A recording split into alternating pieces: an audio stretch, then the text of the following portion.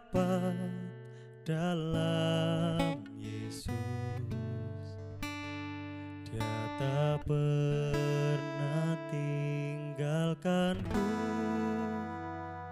setia menopangku, berseru berharap dalam Yesus. Ajaib Kau Tuhan, penuh kuasa, sanggup pulihkan keadaanku. Dalam tangan-Mu seluruh hidupku tak akan goyah selamanya.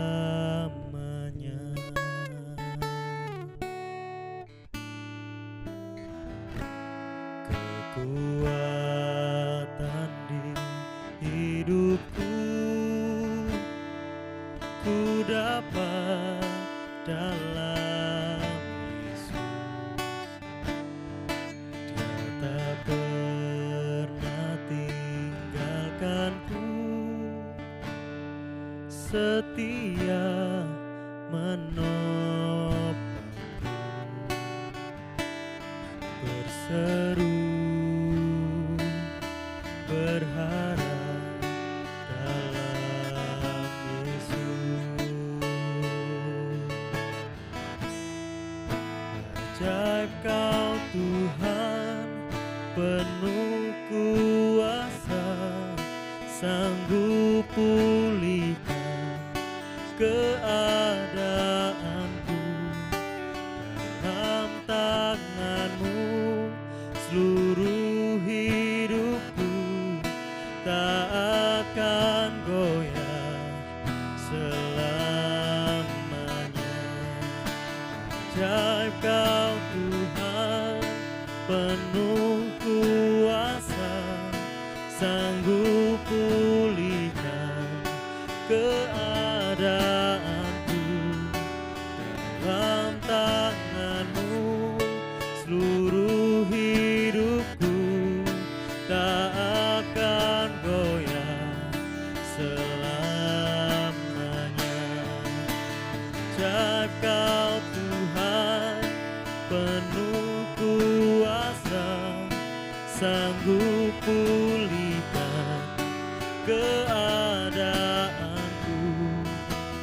Dalam tangan-Mu seluruh hidupku tak akan goyah selamanya.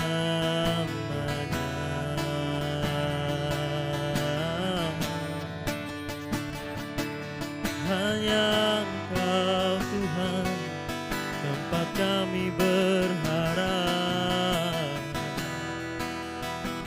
Yesus Tuhan, Kau ajaib Tuhan, Kau Allah yang dahsyat. Yesus Tuhan, Yesus Raja. Dalam tangan-Mu hidup kami aman, kami dipulihkan, kami disembuhkan, kami diselamatkan. Dalam tangan-Mu hidup kami Tuhan, kami tak khawatir, kami takkan takut, kami takkan goyah, sebab Engkau yang memegang kami. Yesus Tuhan, haleluya, haleluya, haleluya, haleluya, haleluya, haleluya. Yesus, Kau ajaib penuh kuasa, Kau sanggup melakukan perkara dahsyat Tuhan Yesus. Haleluya, haleluya. Oh, Yesus Tuhan. Haleluya, haleluya. Yesus Tuhan.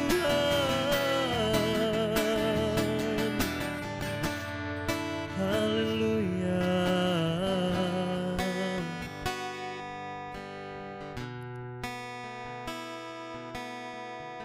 Kami percaya Tuhan pagi hari ini kami menyembah Allah yang sungguh dahsyat. Kami mau bersepakat Tuhan. Kami mau berserah penuh hanya padamu Tuhan. Kau Allah yang ajaib Tuhan. Kau Allah yang penuh kuasa. Kami terima kesembuhan yang daripadamu. Kami terima pemulihan yang daripadamu Tuhan. Kami siap menjalani hari ini dengan penuh penyertaan-Mu, dengan penuh hikmat-Mu Tuhan. Sebab kami tahu kami berada dalam tangan-Mu Tuhan.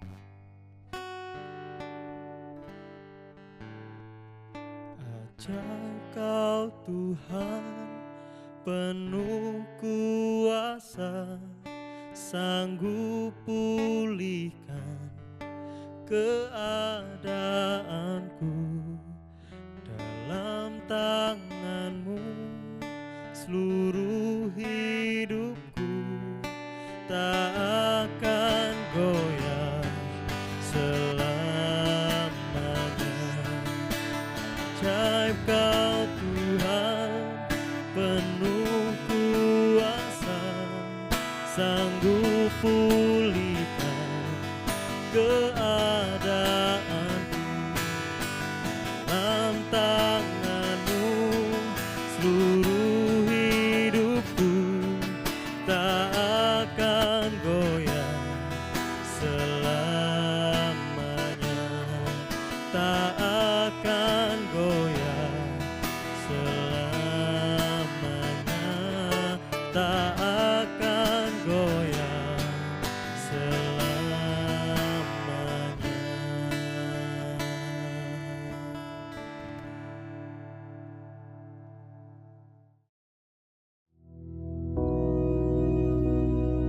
Bapa kami yang di surga, dikuduskanlah nama-Mu, datanglah kerajaan-Mu, jadilah kehendak-Mu di bumi seperti di surga. Berikanlah kami pada hari ini makanan kami yang secukupnya, dan ampunilah kami akan kesalahan kami, seperti kami juga mengampuni orang yang bersalah kepada kami. Dan janganlah membawa kami ke dalam pencobaan, tetapi lepaskanlah kami daripada yang jahat. Karena Engkaulah yang empunya kerajaan dan kuasa dan kemuliaan sampai selama-lamanya. Amin.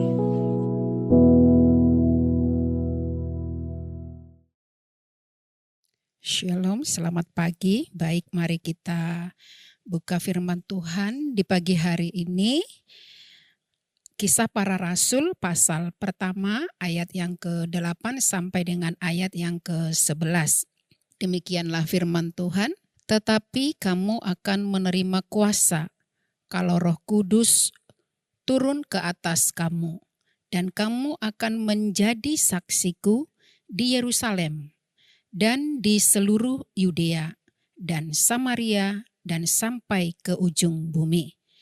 Sesudah ia mengatakan demikian, terangkatlah ia disaksikan oleh mereka, dan awan menutupinya dari pandangan mereka. Ketika mereka sedang menatap ke langit, waktu ia naik itu, tiba-tiba berdirilah 2 orang yang berpakaian putih dekat mereka dan berkata kepada mereka, "Hai orang-orang Galilea, mengapakah kamu berdiri melihat ke langit? Yesus ini yang terangkat ke surga meninggalkan kamu akan datang kembali dengan cara yang sama seperti kamu melihat dia naik ke surga. Saudara, bulan ini kita merayakan hari kenaikan Tuhan Yesus. Ya, tepatnya tanggal 14, dan biasanya di gereja kita setelah kita merayakan hari kenaikan Tuhan Yesus, kita akan bersama-sama dalam 10 hari berdoa bersama, menantikan pencurahan Roh Kudus. Dan ini yang mau kita perhatikan ya saudara, bahwa sebagai pengikut Yesus, kita itu harus dipenuhi dengan Roh Kudus. Nah, kenaikan Tuhan Yesus adalah bukti bahwa ia menang atas dosa, maut, dan dunia. Ini menegaskan bahwa ia adalah Tuhan yang berkuasa. Artinya kita tidak mengikuti Tuhan yang kalah, tetapi kita mengikuti Raja yang hidup, Allah yang berkuasa. Itulah sebabnya kita bangga memiliki Allah seperti Dia, hebat dan berkuasa. Dan pagi ini saya katakan ya saudara, biar setiap kita bangga mempunyai Allah yang seperti Dia. Dan tidak ada sesuatu hal yang membuat kita beranjak dari Tuhan Yesus. Setiap kita yang percaya kepada Tuhan Yesus, saya katakan kita sudah berada di satu tempat yang tepat, atau zona yang tepat, wilayah yang tepat.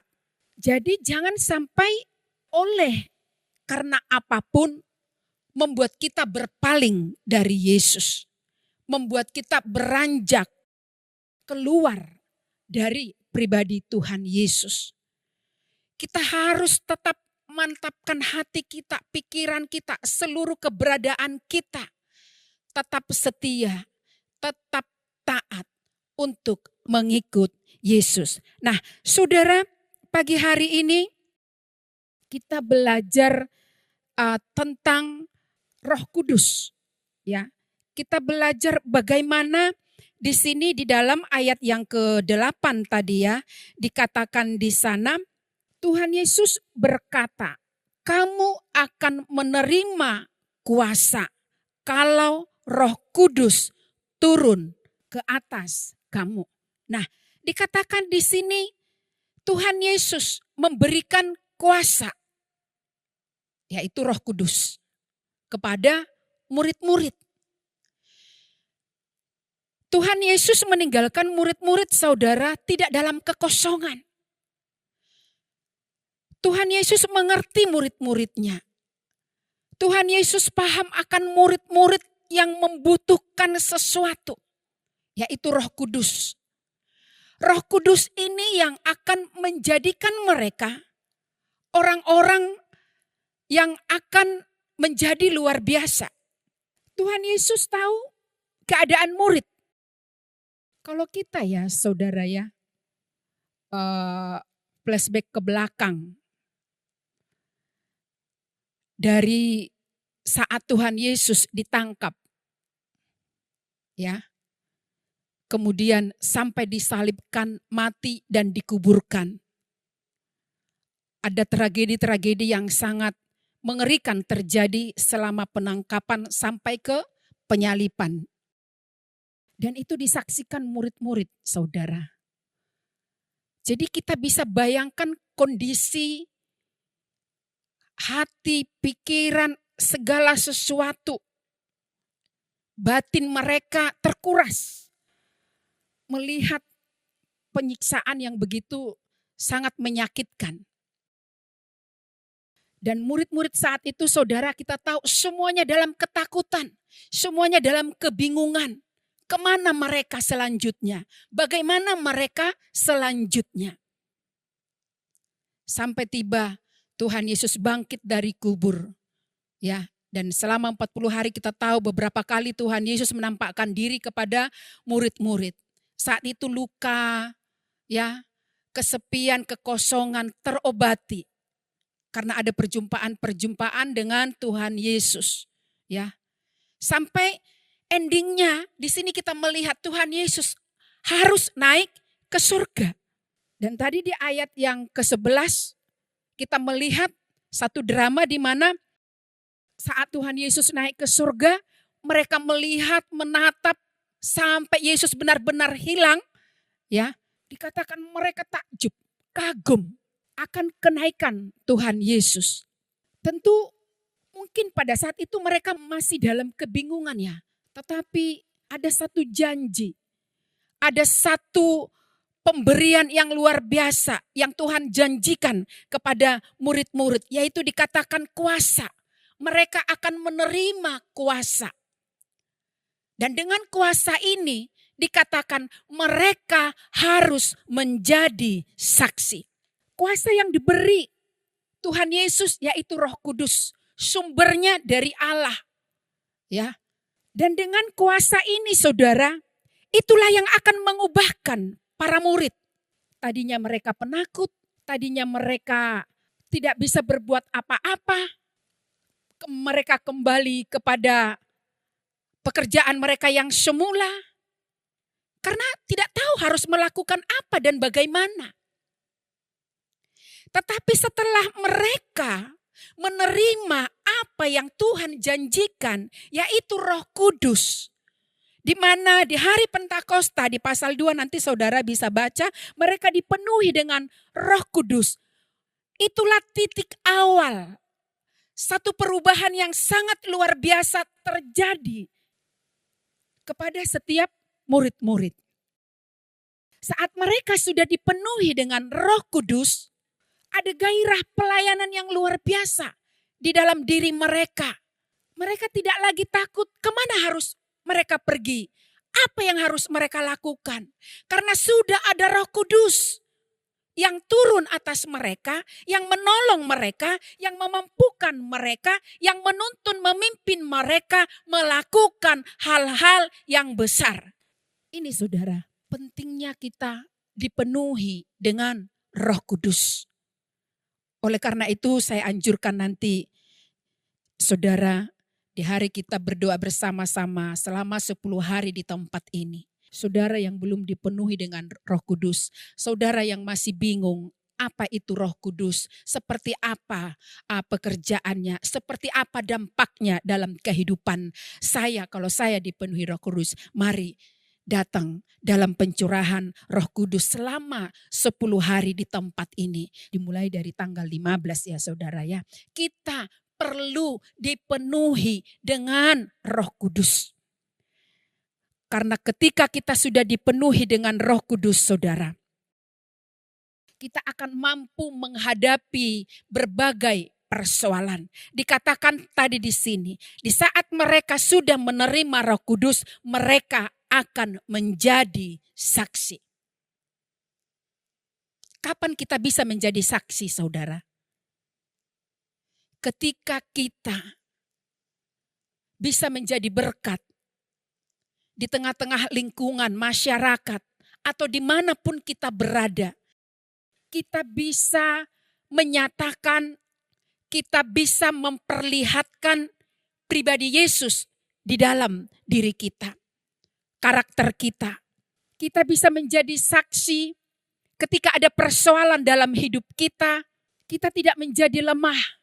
Kita bisa menjadi saksi ketika kita kekurangan, kita tidak mengemis ke sana dan ke sini. Karena kita tahu siapa yang bisa memberkati kita. Siapa yang bisa memberikan kita jalan keluar. Siapa yang bisa menolong kita. Yaitu pribadi Tuhan Yesus. Pribadi Roh Kudus. Dikatakan dia penolong yang setia. Penolong yang setia dalam segala hal. Di saat engkau lemah, dia akan menolongmu. Dia akan menjadikan engkau menjadi pribadi yang kuat. Di saat engkau tidak mampu keluar dari masalah yang sedang melilit saat ini. Ada Roh Kudus yang menolongmu, yang membawa engkau keluar dari jalan kesulitan itu, dari masalah itu. Engkau berkemenangan. Engkau akan dibuat mengalami kemenangan yang besar. Karena itulah peran Roh Kudus. Tinggal kita membiarkan Roh Kudus itu berkarya di dalam diri kita. Menyadari bahwa Roh Kudus ada di dalam diri kita. Jadi aku tidak bisa, kita tidak berkata demikian. Karena kita tahu ada pribadi, seorang penolong yang setia, yang selalu siap menolong kita, yang selalu siap memampukan kita untuk melakukan hal-hal di luar dari apa yang kita pikirkan. Karena ada Roh Kudus. Dan ini yang terjadi pada murid-murid, saudara. Petrus, dia menjadi seorang pribadi yang sangat berani, tidak lagi menjadi seorang penakut. Ya. Tidak ada lagi keraguan di dalam diri mereka. Tidak ada lagi kebingungan di dalam diri mereka. Karena ada Roh Kudus yang mengajari mereka, yang menolong mereka, yang memampukan mereka melakukan hal-hal yang tidak bisa menjadi bisa untuk mereka lakukan. Inilah Roh Kudus. Jadi saudara yang terkasih di dalam nama Tuhan Yesus, setiap kita ini dipanggil untuk menjadi saksi. Untuk menjadi saksi itu saudara bukan pilihan, tapi panggilan. Setiap orang yang mengikut Yesus harus menjadi saksi. Dengan kita menjadi saksi, kita menjadi berkat. Nama Tuhan dipermuliakan. Puji nama Tuhan, mari kita berdoa. Terima kasih Bapa, terima kasih. Sungguh kami mengucap syukur di pagi hari ini. Biar dengan Roh Kudus-Mu Tuhan, kami boleh disadarkan bahwa dengan Roh Kudus itu kami boleh menjalani hari-hari kami dengan kemenangan, dengan kepastian. Karena Tuhan sudah memberikan kami kuasa, Tuhan memberikan kami Sang Penolong, yaitu pribadi Roh Kudus yang akan selalu membawa kami kepada kemenangan dan untuk menikmati berkat-berkat Allah yang luar biasa. Terima kasih Bapa, diberkatilah setiap umat-Mu yang boleh mendengarkan kebenaran firman-Mu, biar dalam segala usaha pekerjaan mereka diberkati, mereka yang lemah dikuatkan, mereka yang sakit disembuhkan, mereka yang saat ini butuh pertolongan, ada Yesus yang menolong, membawa mereka keluar dari setiap persoalan yang ada. Nama Tuhan yang dipermuliakan. Terima kasih Bapa, dalam nama Yesus hamba berdoa dan mengucap syukur, haleluya, amin.